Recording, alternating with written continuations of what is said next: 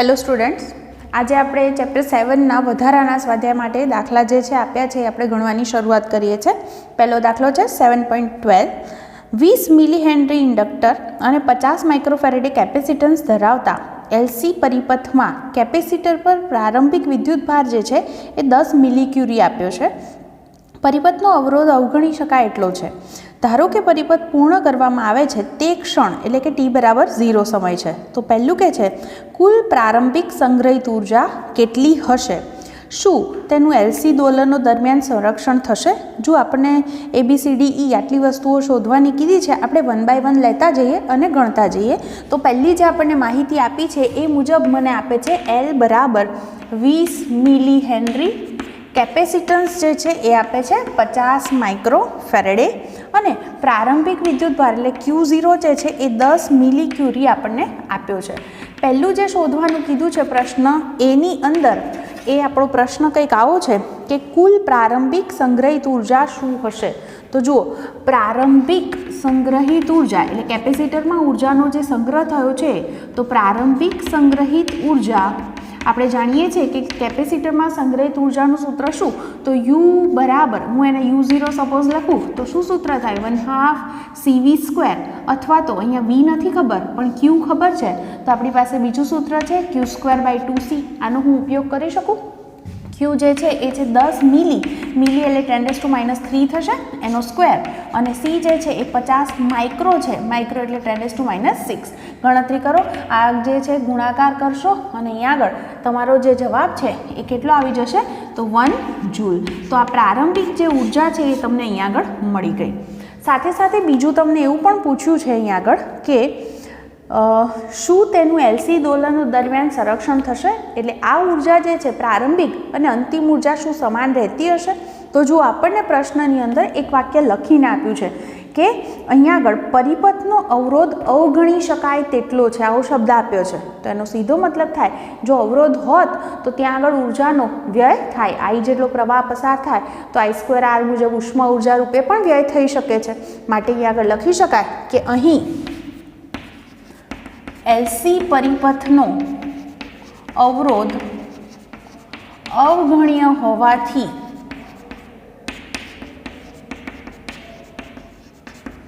શું પ્રશ્નની અંદર એક્ઝેક્ટ વાક્ય છે એ જ લખશું કે એલસી દોલનો દરમિયાન ઉર્જાનું સંરક્ષણ થશે। એટલે અવગણ્ય હોવાથી એલસી દોલનો દરમિયાન ઉર્જાનું સંરક્ષણ થશે। ઓકે, આ રીતે આપણે એને લખી શકીએ। ચલો પછી જે છે પ્રશ્ન બીની અંદર શું માંગ્યું છે એ જુઓ। એમાં એમ કે છે કે પરિપથની પ્રાકૃતિક આવૃત્તિ કેટલી હશે એટલે ન્યૂ શોધવો છે। તો જુઓ, આપણી પાસે પ્રાકૃતિક કોણીય આવૃત્તિનું સૂત્ર છે ω0 1/√LC, હે ને? તો એના પરથી ઓમેગા એટલે 2πν લખાય તો પ્રાકૃતિક આવૃત્તિ ન્યૂ બરાબર 1/2π√LC થશે। તો 1/2 પાઈ એટલે 3.14 છે, √L × C, L છે 20 મિલી એટલે 10⁻³ કરશો અને C જે છે એ 50 માઇક્રો, માઇક્રો એટલે કેટલા થશે? 10⁻6। હે ને? ગણતરી કરી લો તો તમને જે છે એ આવૃત્તિ જે છે એ હર્ટ્ઝની અંદર મળી જશે। જુઓ કેટલાની આસપાસ જવાબ મળે છે તમારો આન્સર મારી ગણતરી મુજબ ઓલમોસ્ટ 159 હર્ટ્ઝ આવવો જોઈએ। એપ્રોક્સિમેટલી આપણે લખી શકીએ છીએ એને 159 હર્ટ્ઝ। ક્લિયર? તો આ બીજો જવાબ થઈ ગયો। પછી કે છે કયા સમયે, પહેલું પૂછ્યું છે સંગ્રહિત ઉર્જા સંપૂર્ણ વિદ્યુત ઉર્જા સ્વરૂપે એટલે કે કેપેસિટરમાં સંગ્રહિત ઉર્જા હશે અને બીજી વખતે સંપૂર્ણ ચુંબકીય ઉર્જા રૂપે એટલે કે ઇન્ડક્ટરમાં સંગ્રહિત ઉર્જા હશે। તમને સમય શોધવાના કીધા છે। જુઓ, હું અહીંયા આગળ લખીશ અને આ રીતે પહેલાં સમજાવું કે કોઈ પણ સમયે આપણે લખીએ કે કોઈ પણ સમયે કેપેસિટરની પ્લેટ પરનું વિદ્યુતભાર, શું સૂત્ર સાબિત કર્યું હતું યાદ કરો? કેપેસિટરની પ્લેટ પરનો વીજભાર Q બરાબર, આવું સૂત્ર લખ્યું છે આપણે Q0 cos ω_t। આ સૂત્ર વડે આપણે એને દર્શાવ્યા હતા। તો આપણે અહીંયા આગળ એવું શોધવાનું છે કે આ સમય t એવો કયો હશે, એવો કયા સમયે કેપેસિટર સંપૂર્ણ ચાર્જ હશે એટલે કે વિદ્યુતભાર જે છે એ કેપેસિટરની અંદર વિદ્યુત ઉર્જા રૂપે સંગ્રહ થયો હશે। હે ને, એટલે કે ઉર્જાનો સંગ્રહ ક્યારે વિદ્યુત ઉર્જા સ્વરૂપે હશે અને પછી કેપેસિટર સંપૂર્ણ ડિસ્ચાર્જ થઈ જાય એટલે એની બધી જ ઉર્જા ક્યાં સંગ્રહ થઈ જાય? ઇન્ડક્ટરમાં ચુંબકીય ઉર્જા રૂપે. એટલે ક્યારે કેપેસિટર પરનો વિદ્યુતભાર 0 થઈ જશે? જુઓ, એક સમય એવો હશે કે કેપેસિટર પર વિદ્યુતભાર મેક્સિમમ હશે અને કેપેસિટર પર વિદ્યુતભાર મહત્તમ હોય ત્યારે બધી જ ઉર્જા કેપેસિટરમાં સંગ્રહિત હોય અને ત્યારે આપણું આ જે ઇન્ડક્ટર છે એની પાસે કોઈ ઉર્જા હોતી નથી. એવી જ રીતે જ્યારે કેપેસિટર જે છે એની પાસે વિદ્યુતભાર 0 થઈ જાય એટલે એની પાસે ઉર્જા 0 થઈ જાય આ સૂત્ર મુજબ. તો જો એની ઉર્જા 0 થઈ જાય તો આપણું જે ઇન્ડક્ટર છે એમાં સંગ્રહ થતી ચુંબકીય ઉર્જા કેવી હશે? મહત્તમ. તો આપણે બંને સમયગાળા વિશે વાત કરવાની છે. તો જુઓ, પહેલો જે સમય છે શું શબ્દ વાપર્યો છે એક્ઝેક્ટલી ટેક્સ્ટબુકની અંદર આપણે એ જ વાક્ય અહીંયા આગળ લખીશું. જુઓ, એવું કહે છે કે કેપેસિટરમાં ઉર્જા સંપૂર્ણ રૂપે, આવું લખ્યું, કેપેસિટરમાં ઉર્જા સંપૂર્ણ રૂપે વિદ્યુત ઉર્જા હોય ત્યારે, એટલે વિદ્યુત ઉર્જા હોય ત્યારે એનો અર્થ એવો થાય કે આ ક્યુ કેટલો હશે? તો મેક્સિમમ એટલે Q0 જેટલો, એટલે પ્લસ ઓર માઇનસ Q0 જેટલો લખી શકાય. તો Q બરાબર Q બરાબર કેવા હશે? Q0 હોવા જોઈએ. એટલે આને આપણે આ સમીકરણની અંદર મૂકી દઈએ તો શું લખી શકાય? Q એટલે Q0 cos ઓમેગા t બરાબર Q0. બે બાજુથી Q0 કેન્સલ થાય તો cos omega t is equal two 1, પણ પ્લસ ઓર માઇનસ 1 બંને શક્ય છે ને. એટલે કે અહીંયા આગળ જે છે ઓમેગા ટીની એવી કઈ કિંમત હોય જ્યારે cos વિધેય +1 પણ હોઈ શકે, -1 પણ હોઈ શકે. યાદ કરો, cos 0 ની વેલ્યુ 1 છે, cos પાઈની વેલ્યુ -1 છે. એનો અર્થ એવો થાય કે અહીંયા આગળ ઓમેગા ટી બરાબર કેવા હોવા જોઈએ? n પાઈ, જ્યાં n બરાબર તમે 0, 1, 2 આવું બધું મૂકી શકો. જુઓ, n બરાબર 0 મૂકો એટલે ઓમેગા ટી બરાબર 0 થયા અને cos 0 બરાબર શું છે? 1. જ્યારે હું n બરાબર 1 મૂકીશ તો ઓમેગા ટી બરાબર પાઈ થશે અને cos પાઈની વેલ્યુ શું છે? -1. તો આ સમીકરણ એનું પાલન કરે છે કહી શકાય. હવે ઓમેગા જે છે એને હું 2π/t લખી નાખું, બરાબર. તો જુઓ, બે બાજુથી પાઈ અને પાઈ કેન્સલ કરી શકાય. તો સ્મોલ t બરાબર શું સૂત્ર થયું? nt/2 થયા. આ t અહીંયા જશે, 2 છેદમાં આવશે એટલે કે n બરાબર 0, 1, 2, 3 મૂક્યા કરો તો લખી શકાય કે માટે t બરાબર કયો સમય? 0. પછી n બરાબર 1 મૂકો ત્યારે શું આવે? t/2. 2 મૂકો, 2 2 કેન્સલ એટલે t. પછી 3 મૂકું તો 3t/2. સમયે આગળ ડેશ ડેશ ડેશ કરી શકાય. સમયે શું લખશો? કેપેસિટરમાં ઉર્જા સંપૂર્ણપણે વિદ્યુત ઉર્જા સ્વરૂપે હોય. એટલે સમયે કેપેસિટરમાં ઉર્જા કયા સ્વરૂપે હશે? વિદ્યુત ઉર્જા સ્વરૂપે હોય. ઓકે, ચલો આ આન્સર આપણને મળી ગયો. હવે બીજું કઈ કન્ડિશન માંગી છે આપણને કે જે ઉર્જા છે એ ચુંબકીય ઉર્જા સ્વરૂપે ક્યારે હશે? તો જ્યારે બધી જ ઉર્જા જે છે એ ઇન્ડક્ટરમાં સંગ્રહ થઈ હશે ત્યારે કેપેસિટર પરનો આ વિદ્યુતભાર કેવો હશે? 0. તો આપણે એનો ઉલ્લેખ કરીશું કે જ્યારે બધી જ ઉર્જા ઇન્ડક્ટરમાં ચુંબકીય ઉર્જા સ્વરૂપે સંગ્રહ થશે ત્યારે શું સ્થિતિ હશે? કેપેસિટર પર Q કેવો હશે? તો કેપેસિટર પરનો Q બરાબર શું હશે? 0. વીજભાર કેવો હશે? 0. હવે Q બરાબર શું સૂત્ર છે? Q0 cos omega t. તો એનો અર્થ એવો થયો કે અહીંયા આગળ જે છે આ પદ 0 થયું એટલે કે cos ઓમેગા t બરાબર 0 હોવા જોઈએ. હવે યાદ કરો તો ઓમેગા ટીની એવી કઈ કિંમતો છે કે જ્યારે જવાબ 0 મળે?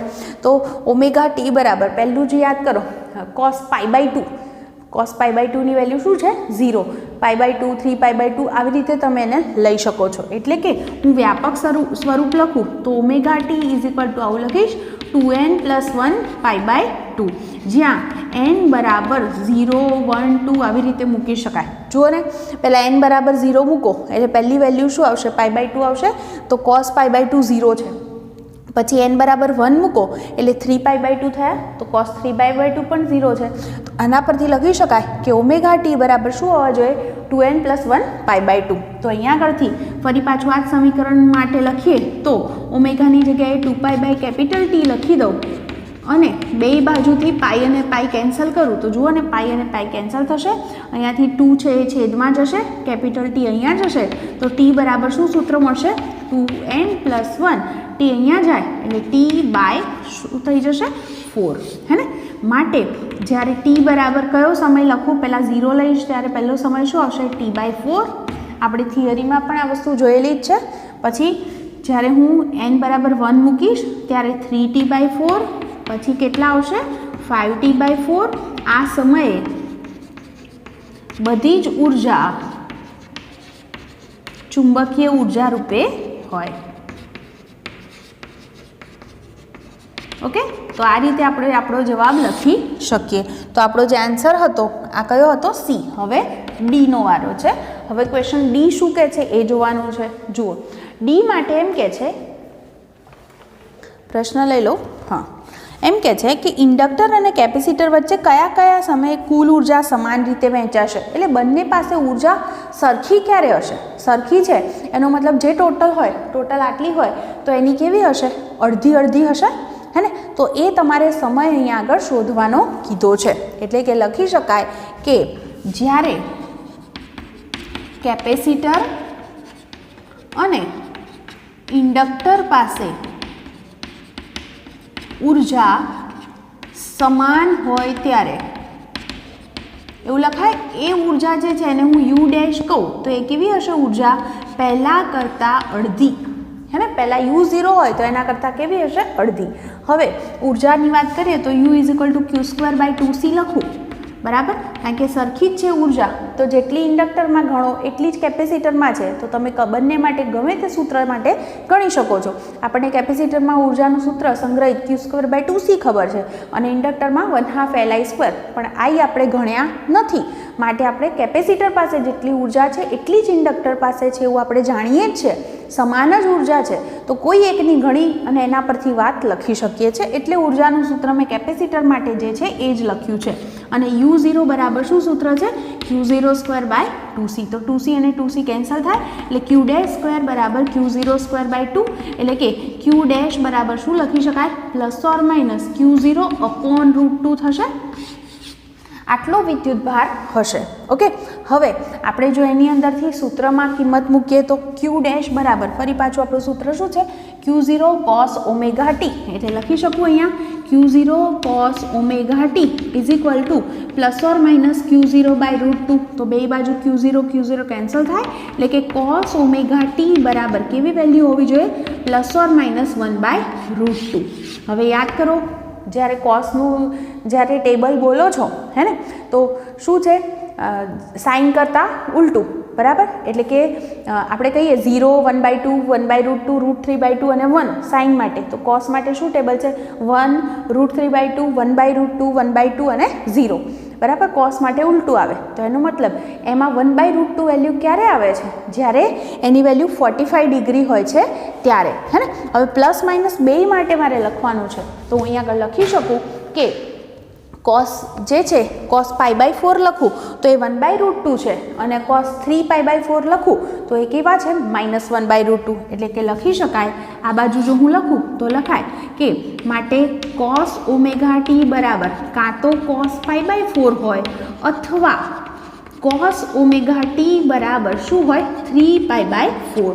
પણ આપણે વ્યાપક સૂત્ર લખવું હોય એટલે n સ્વરૂપમાં લખવું હોય તો એની અંદર આપણે nπ ઉમેરી અને વાત લખીશું. પણ એ લખું એના પહેલાં હું ફરી એક વખત કહી દઉં, કારણ કે મારી પાસે જગ્યા ઓછી છે એટલે મારે ભૂસી અને પછી લખવું પડશે બરાબર. રાઈટ સાઈડનું પણ તમને ક્લિયરલી આખું દેખાતું જ હશે. ઓકે, તો હું એક વખત ફરીથી આટલી ચર્ચા કરી લઉં છું. પ્રારંભિક ઉર્જાનું તો સિમ્પલ સૂત્ર જ છે Q²/2C થી ગણી. પછી આ પણ સિમ્પલ આવૃત્તિ એટલે 1/2π√LC થી આવૃત્તિ ગણી નાખી.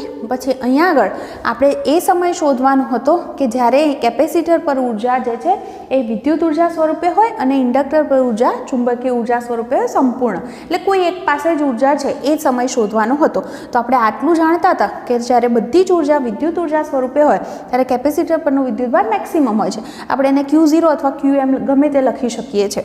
તો એ સમયગાળો આપણે શોધી કાઢ્યો. અને અહીંયા આગળ જે છે એ જ રીતે જ્યારે કેપેસિટર પર વિદ્યુતભાર 0 થઈ જાય ત્યારે બધી ઉર્જા ચુંબકીય ઉર્જા રૂપે હોય છે એ રીતે. અને ડીની અંદર એવું કીધું હતું કે ક્યારે ઉર્જા જે છે એ બંને પાસે સમાન હોય એટલે પ્રારંભિક કરતાં અડધી અડધી હોય. એટલે આપણે કેપેસિટર પર શું વિદ્યુતભાર છે એ ગણી નાખ્યો, જે મને ±Q0/√2 મળ્યો. એટલે કે ઓમેગા ટી કેવા હોઈ શકે, cos π/4 અથવા cos ઓમેગા ટી બરાબર 3π/4. હવે હું એને વ્યાપક સ્વરૂપમાં લખવા માંગુ છું. તો જુઓ, બંને બાજુ જે છે આપણે એક કામ કરવું પડે, nπ ઉમેરવા પડે, કારણ કે વ્યાપક સ્વરૂપ માટે લખવું છે માટે. એટલે કે લખી શકો કે cos ઓમેગા ટી, અથવા તો માત્ર લખું ઓમેગા ટી બરાબર શું હોવા જોઈએ, nπ + π/4, અથવા તો ઓમેગા ટી બરાબર તમે લખી શકો છો કે nπ + 3π/4. ઓકે, ચલો હવે અહીંયા આગળથી એક કામ કરીએ. ઓમેગાની જગ્યાએ હું 2π/t લખી નાખું છું.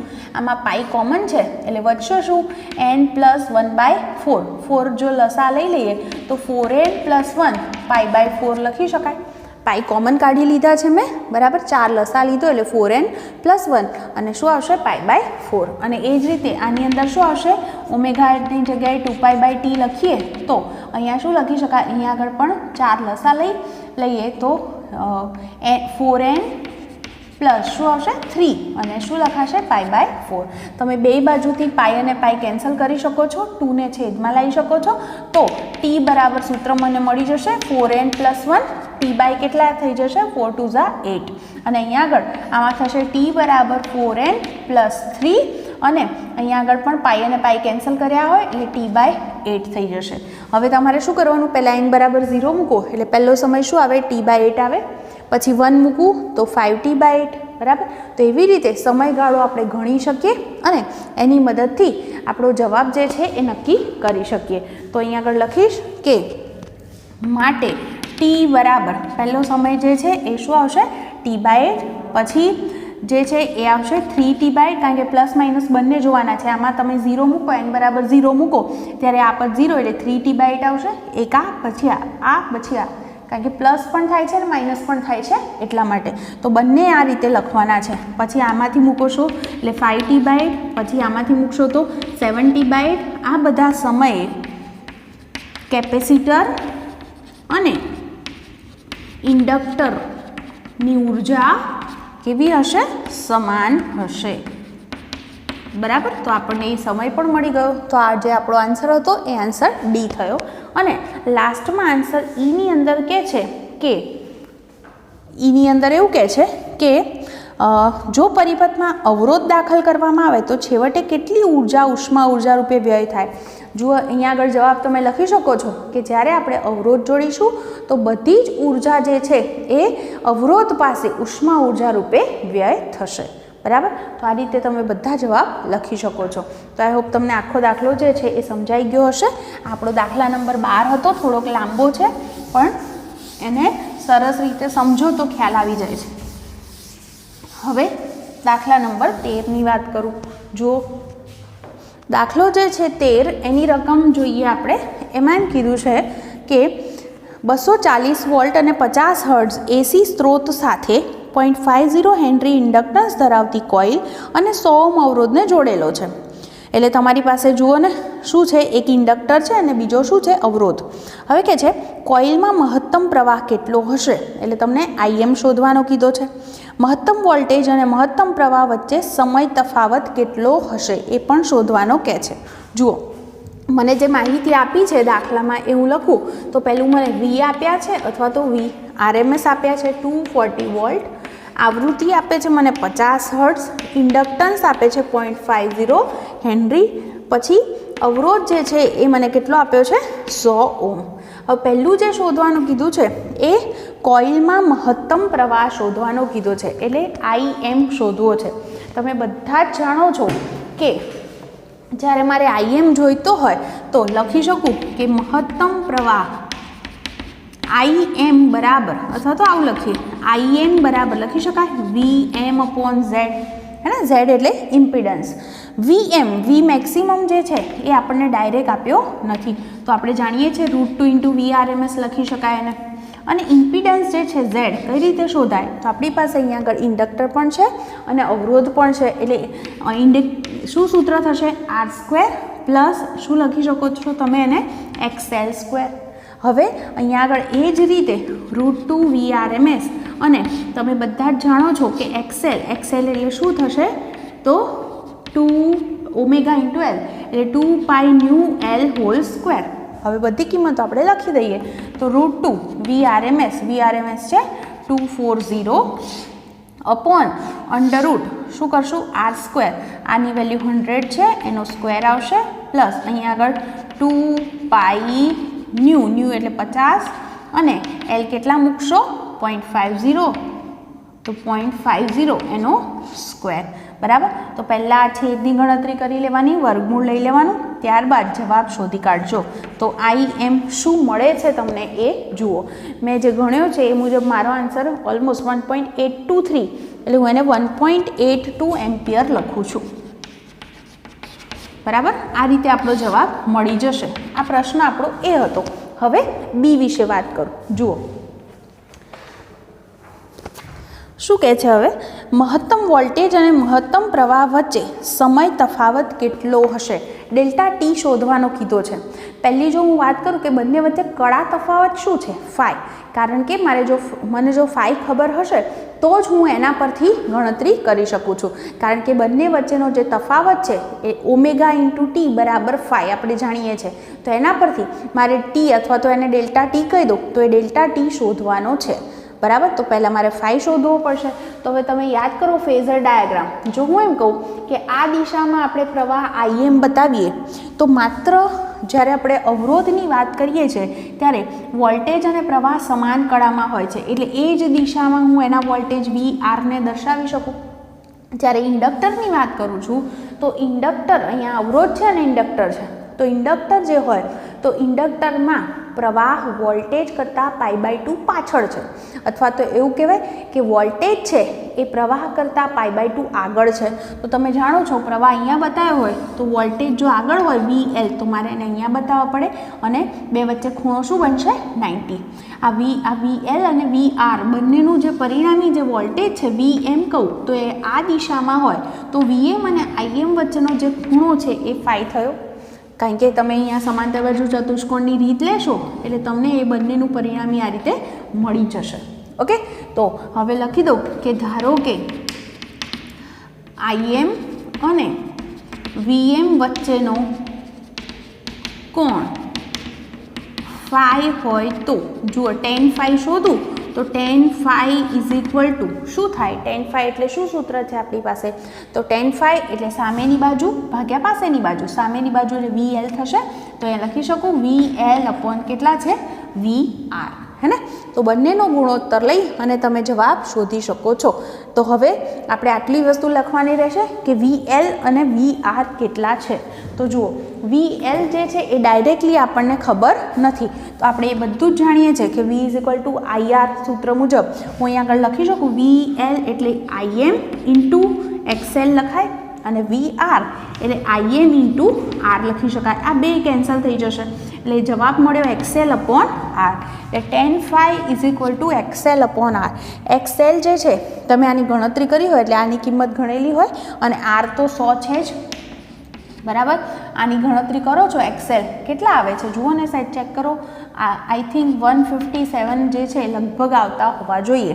તમારો આન્સર 1.57 થાય. બરાબર. છતાં પણ એક વખત કન્ફર્મ કરી લેજો તમારો આન્સર. યસ, મારો જે છે એટલો જ આવે છે 1.57. તો નેચરલ ટેન્જન્ટની અંદર જોશો તો φ = 57.5 ડિગ્રી મળશે. હવે મારે આને રેડિયનમાં લખવા છે. કેમ? કારણ કે જ્યારે આપણે ઓમેગા ટી બરાબર φ લખીશું ત્યારે ઓમેગા ટી જે છે એ રેડિયનની અંદર હોય છે માટે.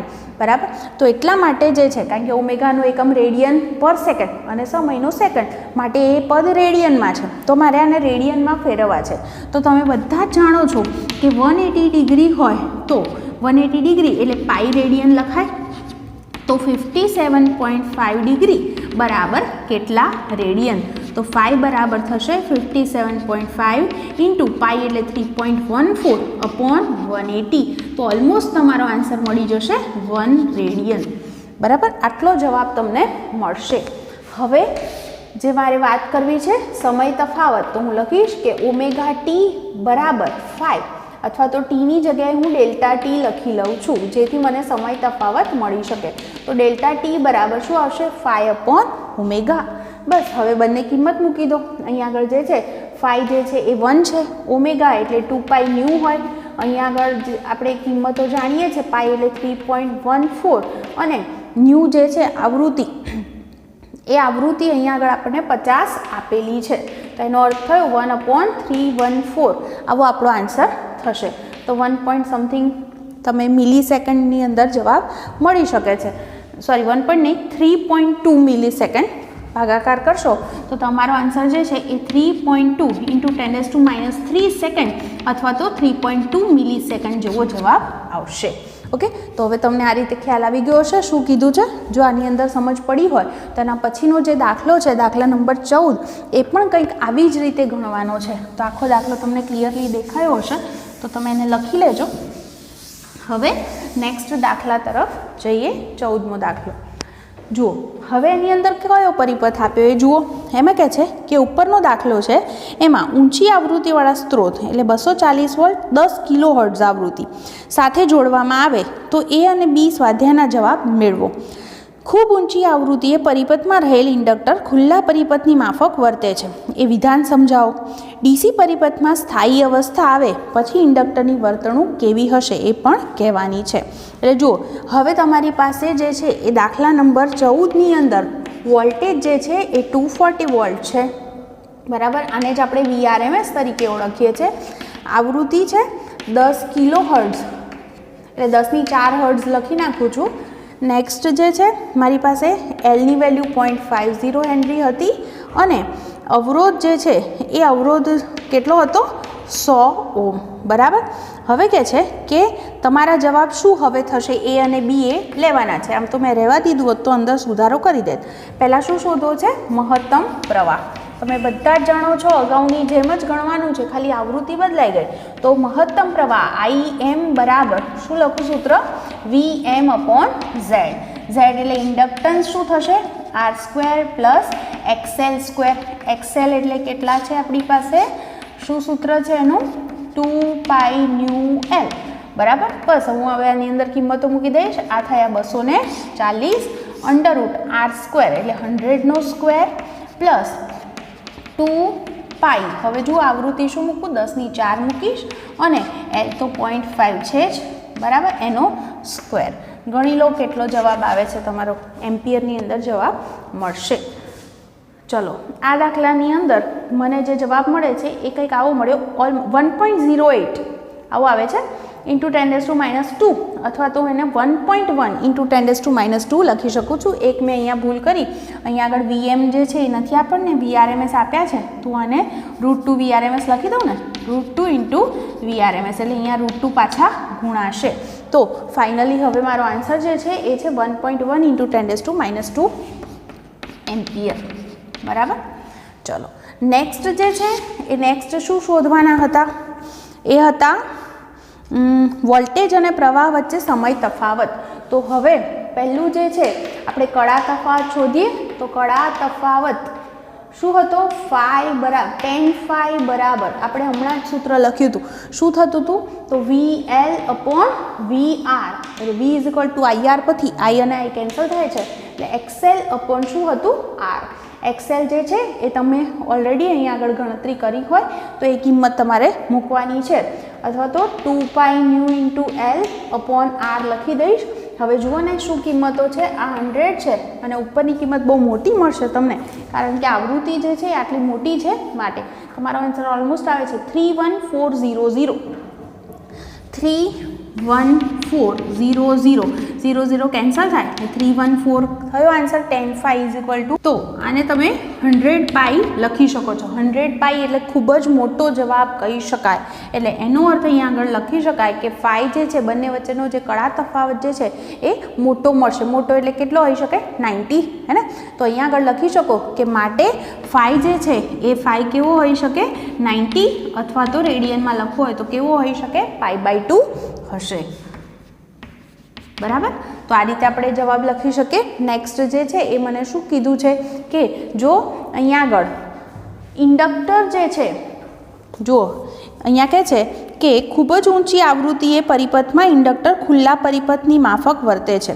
હવે વિચાર કરો તમે અહીંયા આગળ કે જો અહીંયા આગળ ઇન્ડક્ટર લીધું છે, ઇન્ડક્ટર માટે અહીંયા જો આવૃત્તિનું પદ મોટું હોય તો આ પદ ખૂબ જ મોટું થઈ જશે, એક્સેલ ખૂબ જ મોટો થઈ જાય, અને અવરોધ બહુ મોટો થઈ જાય તો પ્રવાહ તમને ખૂબ જ નાનો મળે. એટલા માટે એ પોતે ઓપન સર્કિટ કન્ડિશન તરીકે વર્તે છે. તો તમે તમારા જવાબમાં આ જ વાક્ય લખી શકો છો. બરાબર, કે ઊંચી આવૃત્તિએ એક્સેલ મોટું થશે, માટે પરિણામી ઇમ્પિડન્સ મોટો થશે, માટે પરિપથની અંદર વહેતો પ્રવાહ જે છે એ લગભગ શૂન્ય થઈ શકે, એટલે કે ખૂબ જ નાનો મળી શકે. ઓકે. નેક્સ્ટ પાછું એવું પણ પૂછે છે કે ડીસી પરિપથમાં સ્થાયી અવસ્થા આવે ત્યારે ઇન્ડક્ટરની વર્તણૂક કેવી હશે? જો યાદ કરો, ડીસી પરિપથમાં સ્થાયી અવસ્થા આવે છે ત્યારે ઇન્ડક્ટર જે છે એનો અવરોધ જે છે એ આપણે લગભગ ખૂબ જ ઓછો હોય, હે ને? એટલે આપણે એને શુદ્ધ ઇન્ડક્ટિવ પરિપથ તરીકે ગણી શકીએ છીએ. ઓકે, આ રીતે આપણો જવાબ લખી શકાય. હવે એના પછીનો દાખલો છે એને પણ આપણે ગણવાનો છે. એ જ રીતે દાખલા નંબર 15 જુઓ શું કીધું છે એની અંદર. એમાં કહે છે કે 110 વોલ્ટ અને 60 હર્ટ્ઝ એસી સ્ત્રોત સાથે 100 માઇક્રોફેરેડેનું કેપેસિટર અને 40 ઓહ્મ અવરોધ જોડાય છે. એટલે હવે શું છે? કેપેસિટર છે અને અવરોધ છે. તો પરિપથમાં મહત્તમ પ્રવાહ શોધવો છે, મહત્તમ પ્રવાહ અને મહત્તમ વોલ્ટેજ વચ્ચેનો સમય તફાવત. એટલે અગાઉના દાખલાની જેમ જ આમ તો ગણતરી કરવાની છે. તો પહેલું હું લખીશ કે મારી પાસે VRMS અથવા તો Vની વેલ્યુ જે છે એ 110 વોલ્ટ છે, આવૃત્તિ મને 60 હર્ટ્ઝ આપી છે, કેપેસિટન્સ 100 માઇક્રોફેરેડે અને અવરોધ જે છે એ 40 ઓહ્મ આપ્યો છે. પહેલું શોધવાનું કે છે મહત્તમ પ્રવાહ. મહત્તમ પ્રવાહ જોઈતો હોય તો શું સૂત્ર લખશું? Im બરાબર Vm/Z. Vm નથી મારી પાસે તો હું એને √2 VRMS લખી દઈશ, અને ઇમ્પિડન્સ જે છે શું થશે? તો R² + XC², કારણ કેપેસિટર છે માટે. તો અહીંયા આગળ XC એટલે 1/ωc સૂત્ર છે, માટે હું અહીંયા આગળ લખીશ અને R² + 1/ω એટલે 2πν × C. ચલો હવે કિંમતો લખી દઈએ બધી જ. √2 × 110 અપોન √R². R² એટલે 40નો વર્ગ થશે, પ્લસ અહીંયા છે 1/2π આવૃત્તિ 60, હે ને? અને C જે છે એને હું 10⁻⁴ લખું તો ચાલે, તો એનો સ્ક્વેર. ગણતરી કરી લો કેટલો જવાબ મહત્તમ પ્રવાહનો તમને મળે છે. મારો જે જવાબ છે એ લગભગ 3.24 એમ્પિયર મળે છે. કેટલો મળે છે? 3.24 એમ્પિયર. આવો જવાબ મને મળ્યો. નેક્સ્ટ જે છે બી, ક્વેશ્ચન બી, એમાં શું શોધવાનું કે છે હવે મને? મહત્તમ પ્રવાહ અને મહત્તમ વોલ્ટેજ વચ્ચેનો સમય તફાવત. તો એના માટે યાદ કરો, અગાઉની જેમ જ કડા તફાવત શોધવો પડશે. તો એમ કહું કે ધારો કે આ દિશામાં હું Im બતાવું છું, તો આપણે જાણીએ છીએ કે માત્ર અવરોધ માટે કહું તો અવરોધ માટે V પણ આ જ દિશામાં હોય, કારણ કે વોલ્ટેજ અને પ્રવાહ જે છે બંને વચ્ચે કોઈ કડા તફાવત નથી. ફેઝર ડાયાગ્રામમાં આપણે એને આ રીતે બતાવીએ છીએ. કેપેસિટર માટે યાદ કરો તો કેપેસિટરમાં પ્રવાહ વોલ્ટેજ કરતાં π/2 જેટલો આગળ હોય, હે ને? એનો અર્થ એવો થાય કે વોલ્ટેજ એટલો પાછળ છે, એટલે કે હું અહીંયા આગળ VC દોરું તો VC મારે આ દિશામાં દોરવો પડે. હવે આ બંને સદિશો છે V, એનું પરિણામી જે છે Vm લખું તો મને આ રીતે મળે ને, સમાંતર બાજુ ચતુષ્કોણની રીત મુજબ. ઓકે, એટલે આ જે ખૂણો છે આપણો એ φ થશે. તો આકૃતિ પરથી લખીએ તો tan phi બરાબર શું સૂત્ર લખશું? સામેની બાજુ, આની સામેની બાજુ આ થશે એટલે VC છે આ, અપોન શું આવશે? VR. V = પાછું શું સૂત્ર છે? આઈ ઇન્ટુ એનો અવરોધ, બરાબર, અને નીચે IM ઇન્ટુ R, આ બે કેન્સલ થશે. XC એટલે 1/ωc એટલે 1/2 ન્યુ C ઇન્ટુ R. મૂકી દઉં કિંમતો. પાઈ એટલે 3.14, આવૃત્તિ 60, કેપેસિટન્સ 10⁻⁴, અને આ જે છે એ છે 40. જુઓ કેટલો જવાબ મળ્યો. તો 10/5 ઇઝ ઇક્વલ ટુ મારી ગણતરી મુજબ આન્સર જે છે 0.6635 0.6635 મળે છે, બરાબર. તો હવે તમે નેચરલ ટેન્જન્ટની અંદરથી ફાઈ શોધો તો ઓલમોસ્ટ તમારો જે આન્સર છે એ 33.56 ડિગ્રી ઓલમોસ્ટ આવે છે. જુઓ તો કેટલો આવે છે, 56, યસ, હા. અને એને આપણે રેડિયનની અંદર ફેરવી શકીએ. તો આને રેડિયનની અંદર ફેરવવા હોય તો કેટલા વડે ગુણી દેવાના? π/180. તો આને π/180 વડે ગુણી દો એટલે તમારો જવાબ શેમાં લખી શકાય? રેડિયનમાં, બરાબર. ત્યારબાદ આપણે લખી શકીએ સમય તફાવત શોધવા કે omega delta T is equal to 5. તો delta T is equal to 5/ω. ફાઈની વેલ્યુ શું મૂકશો? 30. તમને ગણતરી ઈચ્છા હોય તો અહીંયા પણ લખી શકો છો. પાઈ જે છે, પાઈને હું પાઈ જ રહેવા દઉં, અપોન 180, અને ઓમેગા એટલે 2π ન્યૂ. ન્યૂ આવૃત્તિ જે છે એ 60 છે. પાઈ અહીંયાથી કેન્સલ થઈ જશે અને ડેલ્ટા ટી તમને જે છે એ ડાયરેક્ટલી મળી જશે. ઓલમોસ્ટ આન્સર 1.55 ઇન્ટુ 10⁻³ સેકન્ડ એટલે કે 1.55 મિલીસેકન્ડ મળે છે, બરાબર. તો ઓલમોસ્ટ ઘણા બધા દાખલા જે છે એ સેમ રીતના જ હતા. તો તમને આજના દાખલામાં બધો ખ્યાલ આવી જ ગયો હશે. તો એની બરાબર સરસ રીતે પ્રેક્ટિસ કરી લેજો.